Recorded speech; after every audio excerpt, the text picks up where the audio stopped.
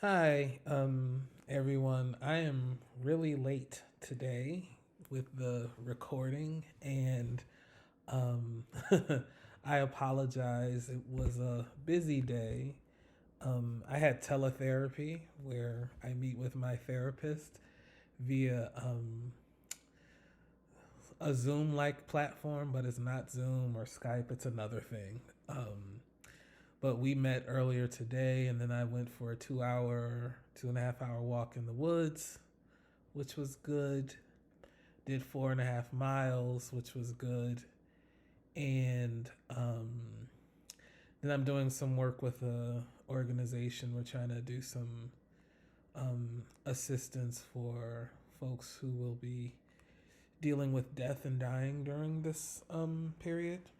And um, so I had to do some work for that and had to read for class tomorrow. And this will be, I promise you, this will be a very short video. Um, I have very few things to say. Um, and I really want us to think about um, the reading with regards to our current crisis. And so, what we read for today is a piece that was in the New Yorker by Steve Cole that was titled "The Jail Healthcare Crisis." Right, and I wanted us to read about the jail healthcare crisis to more fully think about incarceration as a practice and a process of ongoing violence and violation that creates kinds of people that are expendable, that are disposable, that are discardable, and that this follows along the patterns of the ways we practice racialization and gendering and modes of gender identity and class. And so I want us to really think about how jail, prison, the practice of incarceration with regards to COVID-19. So I have just a few things, literally a few things to say. Um, what I'm trying to say, what I want to say is another world is not only possible, but another world is struggling in this current moment to come to fruition. That other world that is struggling to come to fruition is struggling to be practiced freely. It is already being practiced. It's being practiced at the margins, it's being practiced at the edges, but it's struggling to be practiced freely, abundantly, ongoingly. Otherwise, possibility, the concept that alternatives to the normative understanding, to the normative exist, um, such that otherwise possibility and alternatives to normative understandings of punishment are necessary in order for us to enact care in the world.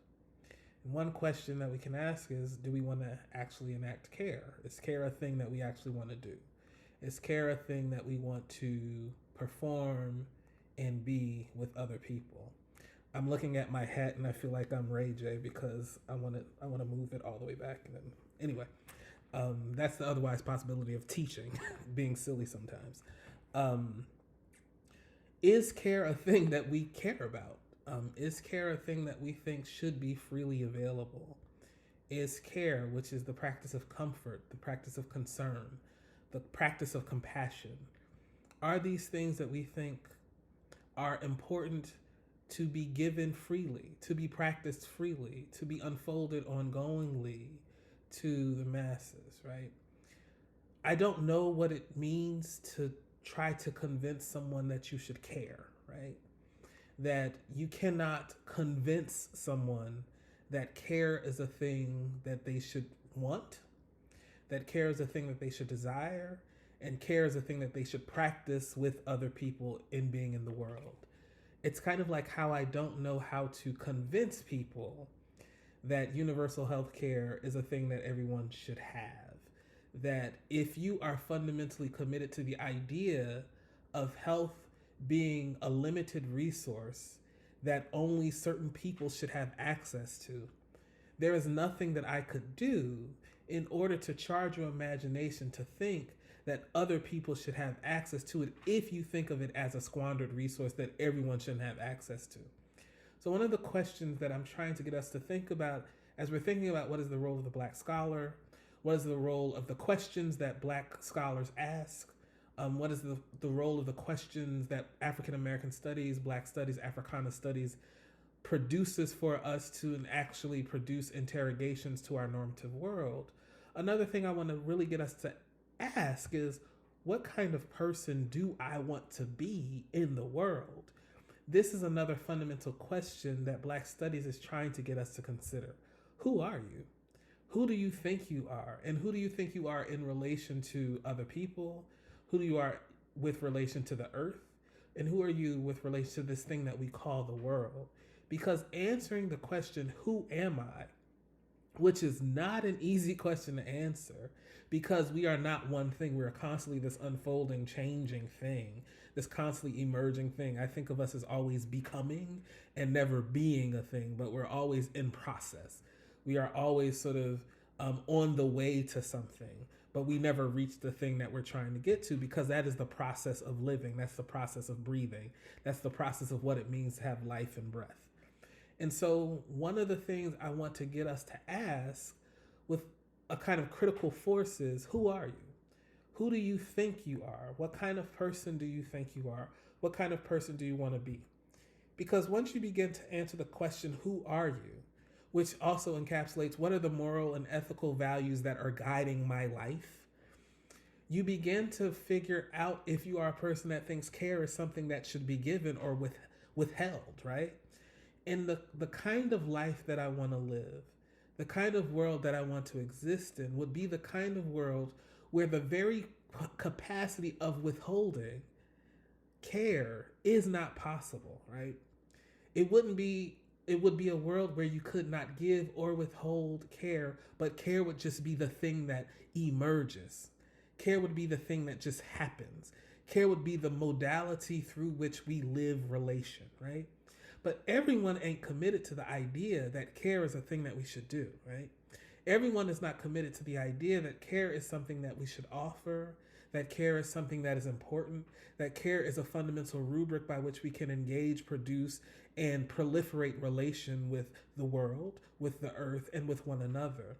And so we have to be willing to ask ourselves, who is it that I think that I am? What kind of person do I think I am? What kind of person do I think I am becoming? And what kind of person do I want to be in relation with other people?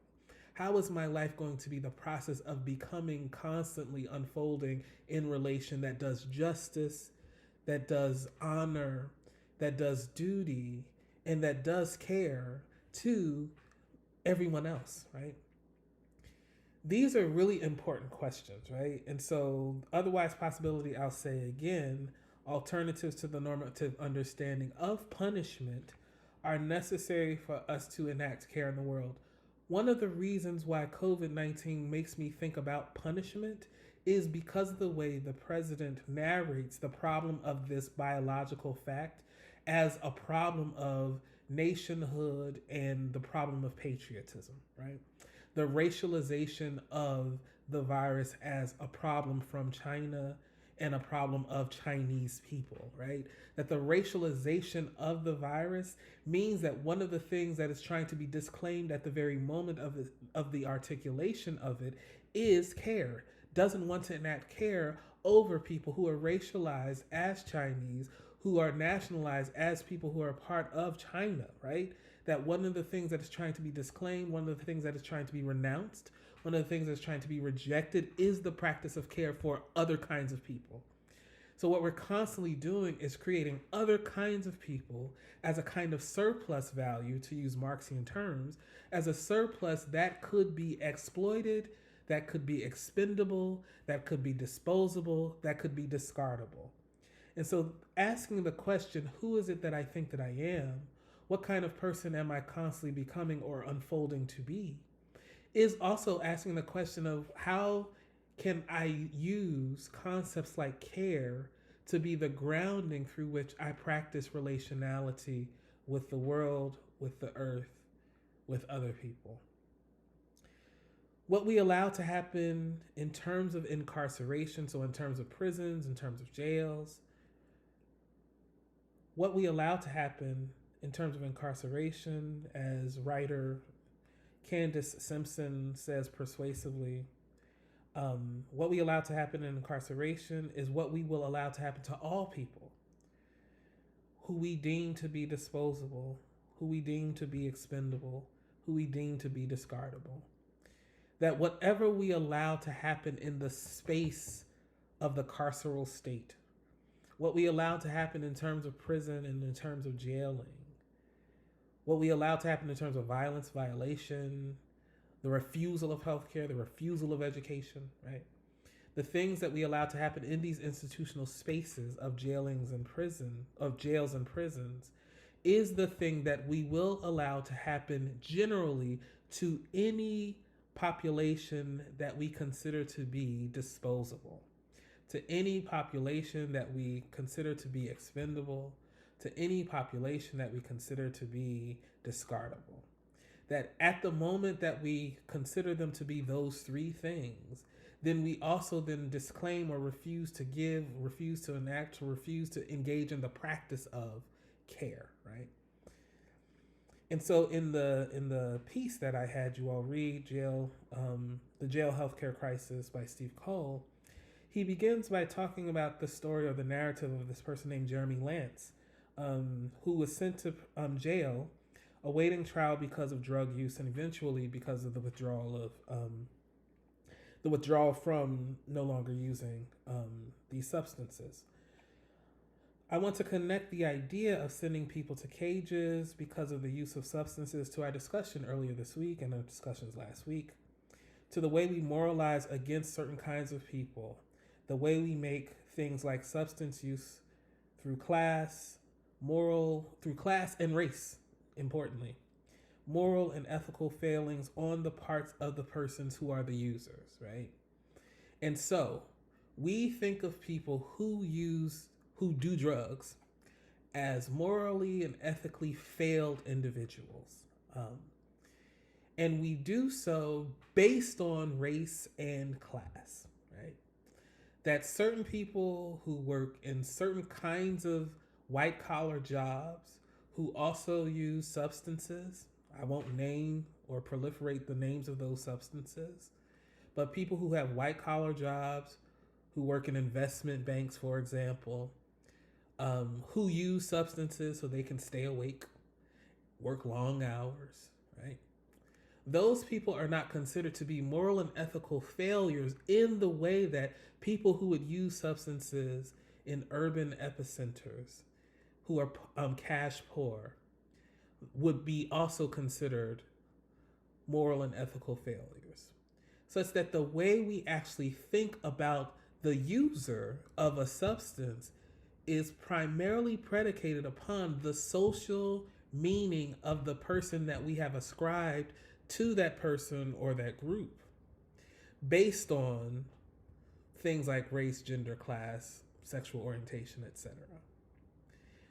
That last week and earlier this week, I was saying that we have to understand the social meaning of viruses, because the social meaning of the virus is the thing that will give it force, and it will impact based on the social meaning that the virus takes. Such that if we have a bad or a socially negative understanding, a socially stigma version or understanding of what it means to be a black person, then the kinds of care that black people will receive in the healthcare industry will be deeply impacted by the ways we think about black folks in general and their concept of pain, right? And so we think of drug use in the same way, right? That at the moment the person is classed or racialized in a way that has been produced through stigma, then we think of that person as fundamentally a moral and ethical failure, right? And so it's nothing about what they actually do. It's not about their behavior. It's not about their performance. It's about the social meaning of the person who actually does it. And so we have to attend to these social meanings, because these social meanings will tell us if we will extend care or if we will withhold it, right? From the article, The trend accelerated after the passage of tough sentencing laws in the 90s, notably the Violent Crime Control and Law Enforcement Act of 1994, which caused the number of people held in jails and prisons to jump from about 300,000 in 1980 to more than 2 million today. More than a third of that population is African American. End quote. And I want to say that I want us to think about how, when cash poor, this becomes a surplus population, a population in need of control and containment because they are not useful to, and that's useful in quotes, useful to the political economy. This is another way to ask, what do jails and prisons, or what does the practice of incarceration mean for our world in general? How do we imagine harm, punishment, and care?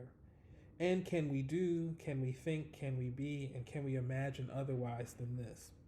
So, what I mean by surplus population is you have in the 80s 300,000 folks who are incarcerated, and then you have these new laws that are about violent control of crime and about the practice of law enforcement, which changes the number from 300,000 to more than 2 million, right? And the question is, are people more violent than they were in the 80s? Are people using drugs more than they were in the 80s? Or is there a population that is necessarily in need of control? Is there a population that is surplus, that is too exorbitant to the political economy, that is supposedly useless to the political economy in such a way that they have to be stored in things like cages in order for the political economy to keep moving forward? In the last video, I was talking about our political economy as being predicated upon exploitation of one's labor, right? That your labor is productive for the profit of another, and so the labor that you produce, you cannot profit from. That it is the profit that you are producing for another. That it seems to me that one of the things incarceration is the production of a surplus population that could be controlled because the political economy needs something to control, right? And what we do is then we moralize in the same way that we moralize against people with viruses.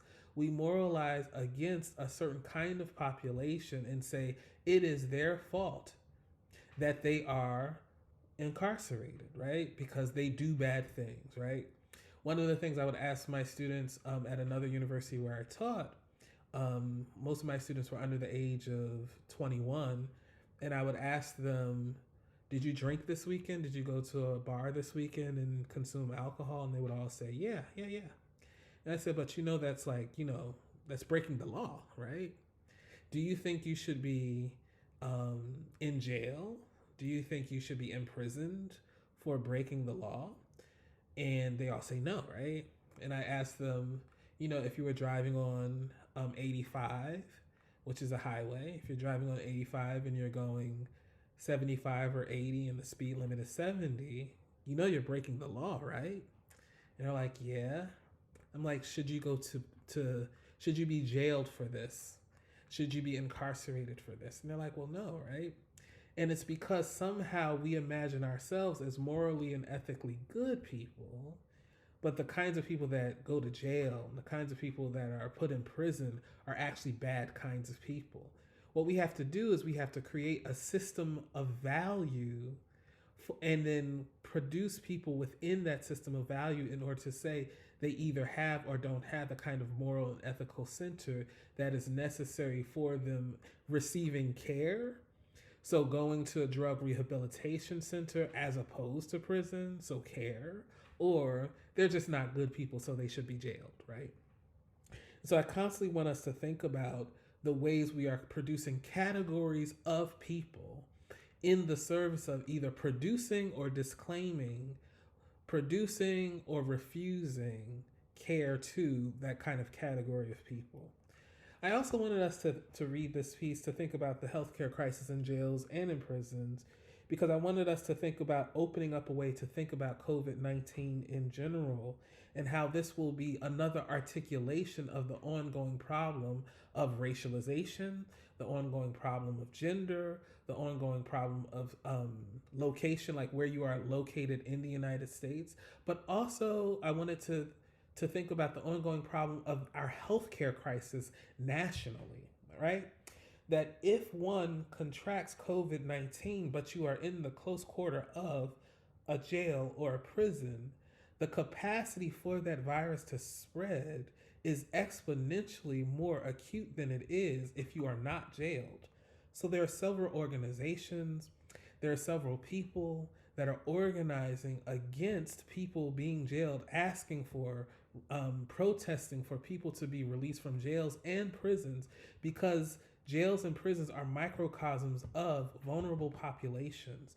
And that one of the things that we know will happen in jails and prisons is the rapid spread of this very specific airborne virus.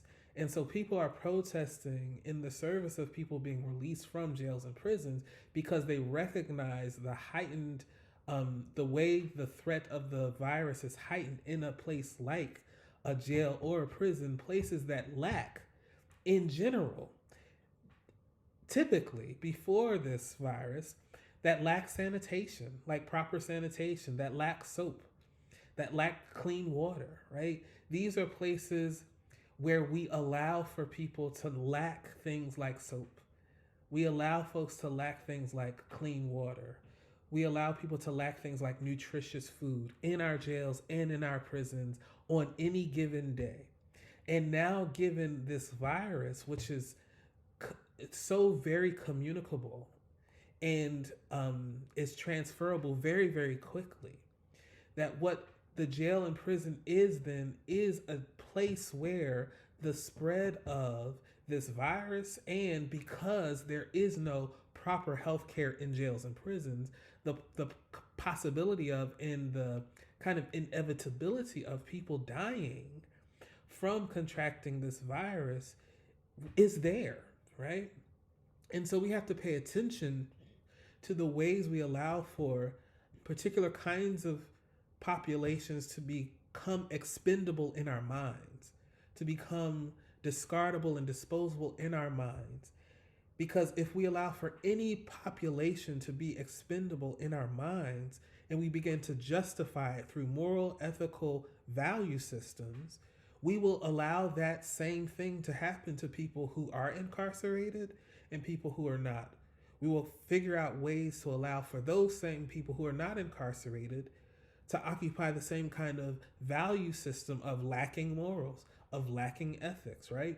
And so for me, it seems very incumbent upon us to think about jails and prisons as microcosms for the world in which we live, and perhaps the folks who are protesting for folks to be released from prison, and for folks that are protesting for folks to be released from jail, that what they are doing in this current moment, in this now moment, is they are practicing the alternative to normative understandings of crime and punishment. What they are saying is that we can account for harm in ways that do not require making people more vulnerable to violence, more vulnerable to death, because of the places in which we cage them. And so people who are organizing for things like prison abolition are really, really important, because what they are trying to do, what we are trying to do, is imagine worlds otherwise in our now moment. We're trying to imagine and bring into fruition in our current world the enactment of alternatives to the so-called normative, to show that the normative isn't all that's possible, but that there are other ways that we can exist with one another.